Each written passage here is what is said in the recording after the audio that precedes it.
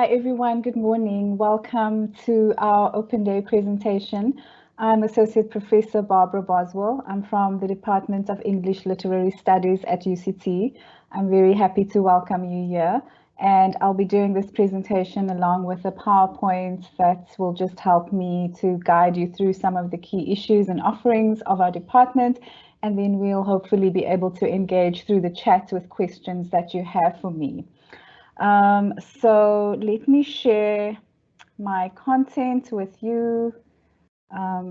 Here we go. You should be able to see a PowerPoint presentation now that looks at the Department of English Literary Studies. This is our building, the AC Jordan building on campus. It's a beautiful building, and very soon we hope to be back there in the new year, if not sooner. So looking at the undergraduate major, there are 6 courses if you want to major in English. That'll take you over 3 years to complete. The first year, we have a course called Literature, How and Why in the first semester. And this course really aims to introduce students to the study of literature. Why do we study literature? What are some of the critical tools that we use to think about literature and to study literature? What can we learn from literature? And these are some of the questions that we throw out.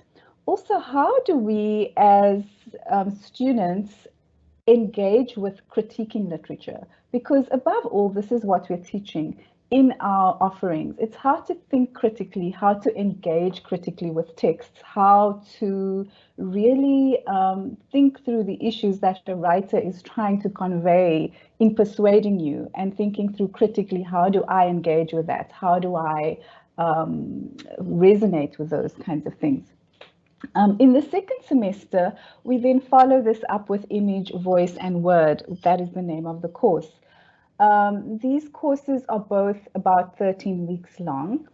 And in image, voice, and word, we are seeking to introduce you to the larger themes of cultural studies. So we locate literary studies within a larger field of cultural studies. And here we study, as the name implies, not only texts, but also images such as films. We look at, for example, Fight Club in first year, and what does that teach us about masculinity and being a human?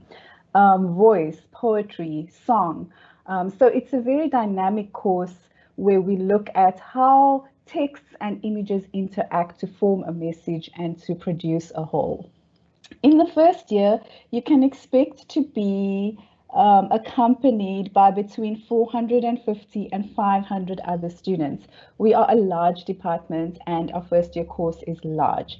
The lectures take place 3 days a week, and those lectures, where we have these large classes in lecture theatres, are supplemented with tutorials, where the tutors meet with groups of 20 students about twice a week.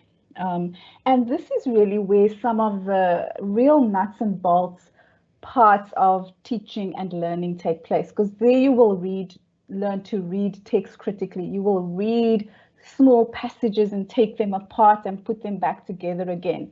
And you'll also learn how to write there. So this is a writing intensive and reading intensive course. You're going to do a lot of reading and a lot of writing. The assignments are formal essays, they're blog posts, they're small entries in forums online. We do a lot of teaching online, but also in person when we are able to go back. In the second year, then, we look at the idea of modernity and how modernity is shaped by empire, and how we have what we come to know as literature at the moment in English studies, what we read, what we learn from, what we consider some of the foundational texts of the literary canon globally, in the African literary canon and the South African literary canon, how these are shaped by empire, by political resistance, by coloniality. In the second semester of the second year, then we have a course called Literature and the Work of Memory. And this is a course that is particularly attentive to the situation in South Africa. We study South African writers. We look at things like the TRC. We also put them in conversation with larger global ideas about memory, and how literature plays into that, how literature can be a keeper of memory in a way. In the third year, we look at manifestos, movements and modernities. This is a course that looks at more contemporary literatures and how they've been informed and inflected by social movements. Here you'll read some Karl Marx, you'll read feminist texts, you'll read from the American context some of the social movements that informed the literary production there. And our final course is called Contemporary Literary Studies in third year, where people engage quite deeply with theoretical concepts and learn to unpack how these theoretical concepts are implicated in the texts, novels, plays, poems, dramas that we read in the contemporary moment. I want to just stress that in our offerings, we consider ourselves an African university, and our department has changed its focus throughout the past few years to really center Africa. So while you will be reading Shakespeare, you will be reading and analyzing the Romantic poets, you will be reading North American writers and European writers, you will also be reading a great deal of African and South African literature. We look at our location in Africa within the global south, and we seek to teach and theorize and critique literary trends from this location. So you can expect to not only read those foundational writers in the Western canon, but also South African writers like Sinziwe Magona, K. Salo Daker, and Caribbean writers, and of course the work of one of our best known writers in South Africa, J.M. Coetzee. So we have focused quite locally as our starting point, but we look out towards the rest of the globe in thinking through what literature means, and especially in this contemporary moment, what we can learn from literature, literary theory, and literary studies. Our postgraduate offerings, I won't go into too much detail here, but we offer an honors, we offer a master's by coursework, a master's by research, and then of course a PhD by research. Our students often go on to do masters and PhDs globally at very prestigious institutions in Europe, in England, and in the United States. So if you are thinking of this as a pathway to do postgraduate studies somewhere else in the world, this is definitely a good idea to sign up for English. I just want to go back to the previous slide and say to major in English literary studies, you have to complete all 6 of these courses. However, a lot of our students take first year or second year courses. They don't do all 6 courses, but they have some grounding in English literary studies, and that of course helps them in all the other disciplines across the university where writing is a key skill. So we teach writing, we'll teach you how to analyze texts, we'll teach you how to write well, hopefully. Then I'll end with just this brief discussion of what are the career paths, because this is more and more students are interested, what can I do with my degree? A lot of our students go on to become teachers. They teach at high schools or primary schools, coupled with the postgraduate certificate in education, which is 18 months long. This qualifies you to become a teacher. And English, if you want to teach English in a school, you will need a major in English. Many of our students go on to become journalists. We see a lot of their work represented in the media landscape today, whether that's in writing or in broadcast journalism. A lot of our majors double major with the Film and Media Studies program, and so they get a dual major in Film and Media Studies, and that puts them really in good stead to be able to pursue a career in journalism or media.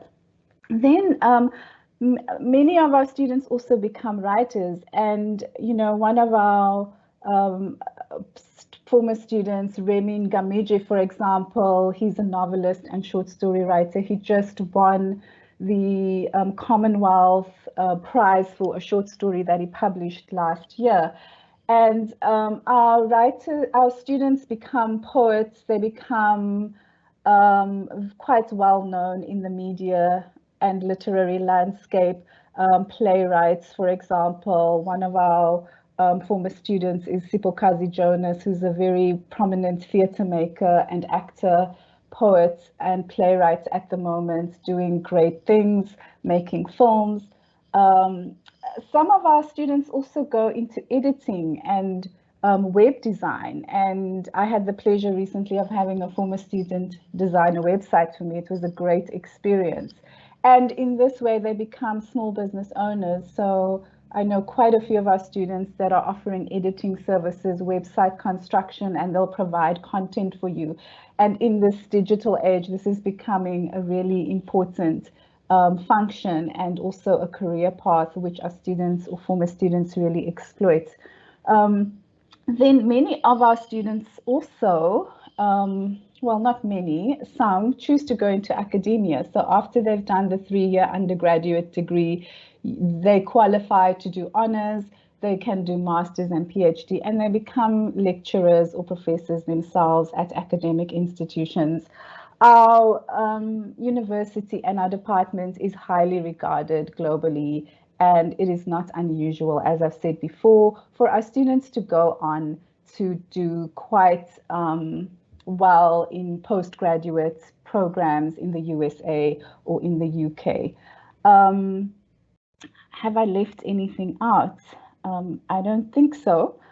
I want to just end with saying that one of the most exciting things about our department is the caliber of instruction. We have a really great staff. They are fantastic to work with. We all have PhDs, and many of us are writers and artists in our own right. So we know what it's like to pitch a story to a magazine or journal editor. We publish academically, but we also publish creatively. We are poets, playwrights, novelists, and so we know what it is like to be practically engaged in the field that we are teaching. And these are skills that we also can transfer to our students. So I have done quite a brief presentation here, and I will, if you have any questions, I'm looking at the chat function and trying to see if there are anything I can answer them for you. If people want to just engage with me on that level questions.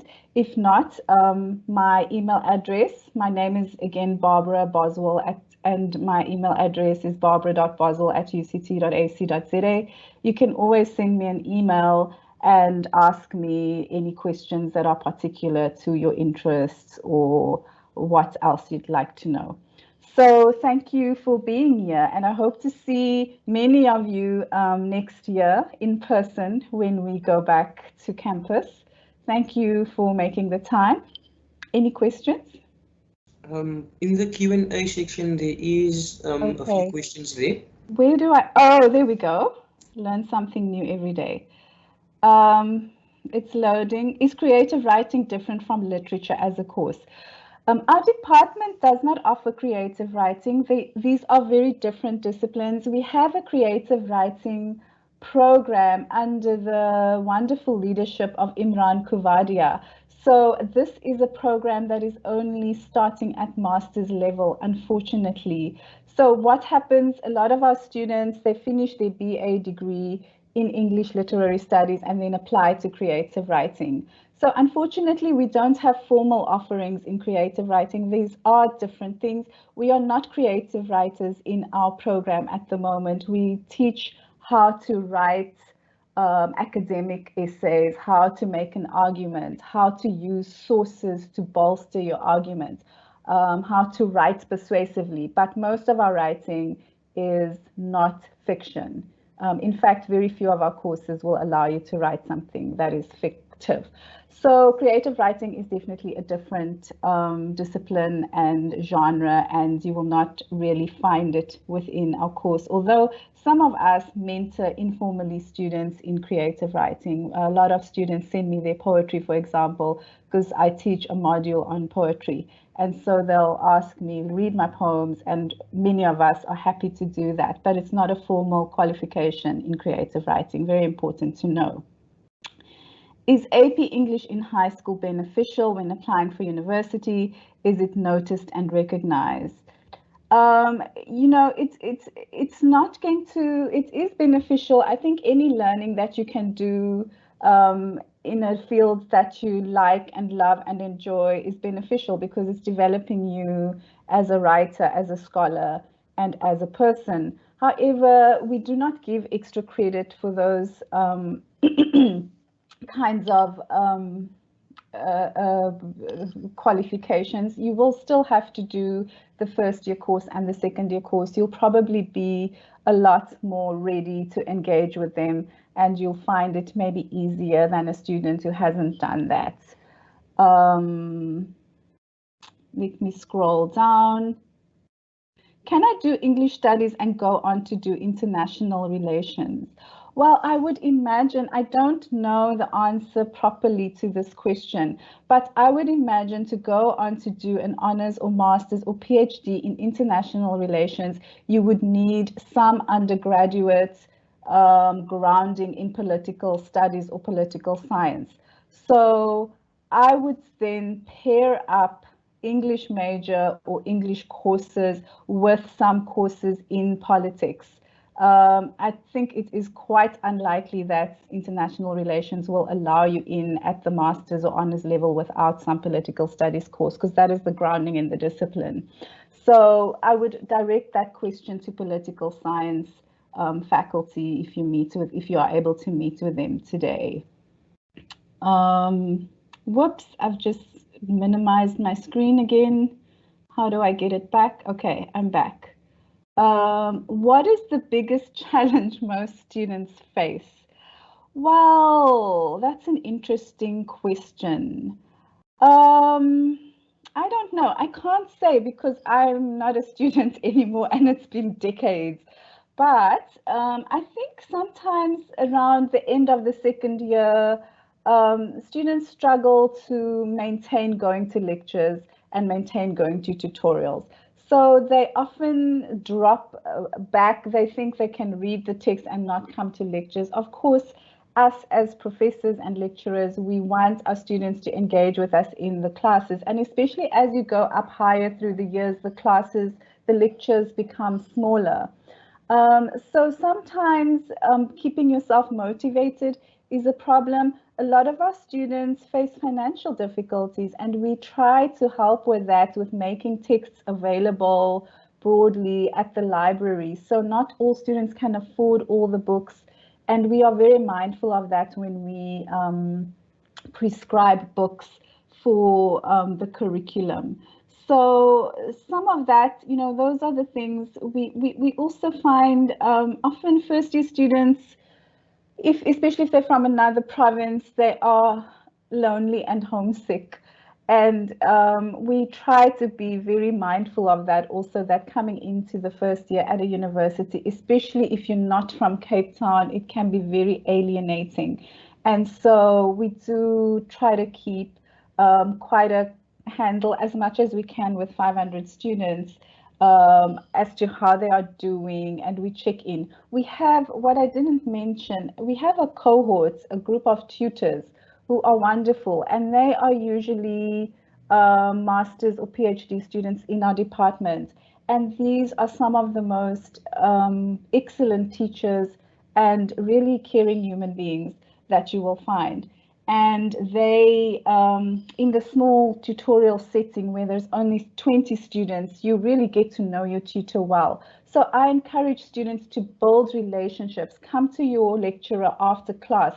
When we look out and there's 400 students in our class, it's very hard to connect individually. However, every year I connect with 5 or 6 students who come to me afterwards and come and talk to me about the lecture content, or they come to my office hours. We all have open door policies with hours where you can come and visit us. So cultivate relationships with your lecturers and professors, and then we will get to know you. What is a good FPS to have to get into an English major? What does FPS stand for, Adib? I don't know that acronym. I'll just wait. Maybe someone can explain it to me. Do you have any recommendations for the best avenue of work after having finished the course? As I've said, media studies are really good to get into. Of course, you must be mindful. You must do your research about the economy and the state of jobs and employment in our country. Media houses are contracting. We've seen the SABC retrench people. The spaces are smaller and smaller. A lot of people are doing freelance work. Teaching, again, is a very stable profession. Some of our students also go on to teach abroad. So if you do the course and then couple it with a TEFL course, our students are sought after in China and Korea, for example, and earn good salaries there. So that's another avenue that is open to you. Teaching is a very good and stable profession to be in. But also the creative arts. A lot of drama students also do English, and they've become figures. It's a difficult life though to be an artist. You must be aware of that it's not a stable life, that you have to constantly be generating your own work. What are the requirements to qualify to study English? Well, you're going to have to really qualify with the bachelor's pass. In matric, you will have to have studied English. And then there is a point system where you have to get the certain required number of points that the university requires. And so the department doesn't select you, the university selects you for a BA, and it's then when you can choose. So you don't apply to do English, you apply to do a BA or a B social science. And then once you are in, you then choose, I would like to do English. Besides the normal requirements, what can I do to ensure that I am accepted? Your best thing is to get really high marks in that last exam in grade 11, and then your matric results will, you'll get maybe a provisional place based on your grade 11 results. And then you have to, you have to do really well. So study hard, work very hard in your matric year. Again, you can't, we don't select you, the university selects you, and once you are selected into the humanities faculty, you can choose, and we don't turn away any student who has been accepted by the university. We make space for you. You choose us. We are happy to have you once the university has accepted you, but we don't go through your application as professors. Read a lot. Practice your writing, write good essays to get high marks in your languages, and do the best you can to get the best marks in those. That final year is really important for matriculants. Let me scroll down to see, besides the normal, no, okay.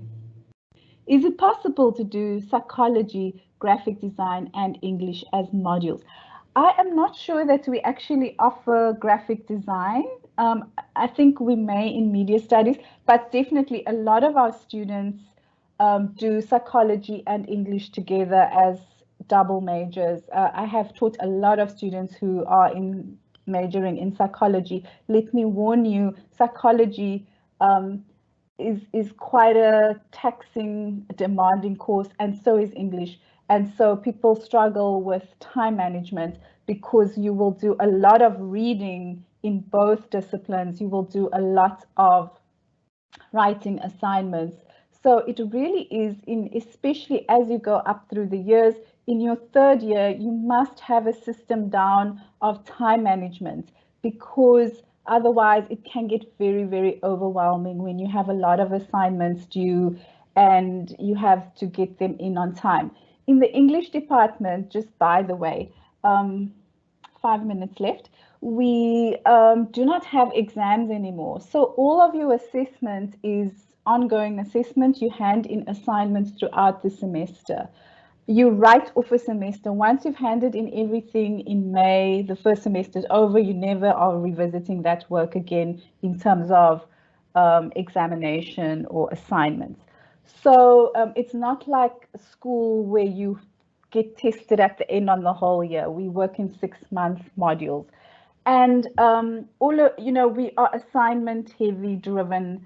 You will do a lot of assignments, a lot of small and large writing assignments. And so you have to work constantly. You cannot do last minute work and expect to do well. Um, are there any scholarships available for this degree? Yes, there are. Again, these are centrally administered by the university. The department has very little say. We have very few scholarships, unfortunately, for undergraduate students. We have uh, really only 2 scholarships, and they are traditionally awarded in the 3rd or 2nd year to students who are doing extremely well and then who are demonstrating that they have financial need. So we are responsive to financial need, and then students who have the top marks will get those if they have financial need. If I wanted to study to be a novelist, what would I need to study? Um, this is the perfect course for you. We read novels all the time. And, you can be a novelist at any time. There's nothing stopping you. Start writing. I would encourage you to do that even today. Just start with your writing. Read novels and write. But our course will give you the skill to take apart the novels and see what makes up the constituent parts, what makes a good novel, what makes a persuasive novel, what makes a novel that's unputdownable, and you will get those skills taught to you. Hypothetically, if a student were to study something else after the course, say for example law, would the student be better off simply studying law and disregarding this course, or would it be beneficial to do this course and then the other course? Um, it's hard to say. If you want to study law, focus on law. English is going to help you a lot. Again, a lot of our students do law and English together. When you study law, you'll have electives, you'll have to do other courses also to fill up your credits. So a lot of students who study law do first year English and second year English, but they don't major in it. They don't do all 6 courses. They take it to second year and then say, look, my course load is getting too heavy. I'm not going to do English anymore.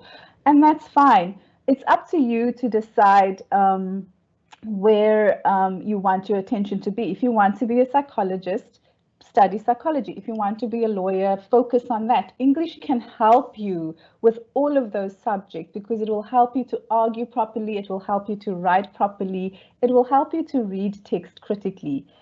2 minutes left. So, it will build your skill set and build you as a scholar, build you as a writer, build you as a citizen, because it will give you awareness of how the world operates just through reading texts. Faculty point score. Yes, that is the points that I was referring to. At our level, in our department, we don't even look at that. That is the university admissions office looks at that. The higher your scores, the better your chances. So you've got to get those scores high, especially with, your language courses. So if you want to study English, if you get an A in English and you get that high score for that faculty point score, yes, it'll just boost your overall total and you are more likely to get into the university. Once you're into the university, you can come to us. We don't let you in. Once again, the central admissions office does that. We don't see your applications. We only see you once you've been accepted. But of course, the higher your marks, the better your chances are. So study, study, study hard. That's the best advice that I can give you. Thank you. I think my time is up. I hope I've answered your questions to your satisfaction. Again, you can look at our website for more information and please do email me. My email address is on the website if you have any more questions. Thank you and enjoy the rest of your time with us at UCT. Bye-bye.